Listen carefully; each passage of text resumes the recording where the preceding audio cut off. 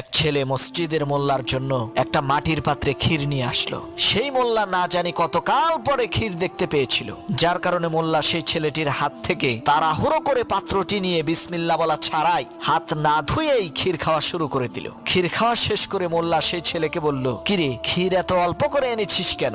একটু বেশি করে আনতে পারলি না? সেই ছেলেটি বলল, হুজুর আর বইলেন না, এনেছিলাম তো বেশি করেই, রাস্তার পাশে ক্ষীর রেখে একটু হিসু করতে গিয়েছিলাম, এসে দেখি কুকুর। একটি সাপ একজন পীর সাহেবের কাছে যেয়ে বলল, আমি যে সবাইকে কষ্ট দিয়ে অপরাধ করেছি, আল্লাহ তাআলা কি আমাকে ক্ষমা করবেন? পীর সাহেব বলল, অবশ্যই ক্ষমা করবে, তবে শর্ত হচ্ছে তুমি কাউকে আর দংশন করতে পারবা না। সাপ বলল, ঠিক আছে, আমি তওবা করছি, আর কোনোদিন কাউকে দংশন করব না। কয়েকদিন পর একটি ইঁদুর কামড় দিয়ে সাপটির শরীরের গোস্ত ছিঁড়ে ফেললো, কিন্তু সাপ ইঁদুরটিকে কিছুই করলো না, সে ধৈর্য ধারণ করলো। হঠাৎ একদিন পীর সাহেব দেখেন সাপটি ক্ষতবিক্ষত শরীর নিয়ে তার সামনে হাজির। পীর সাহেব বললেন, কি ব্যাপার?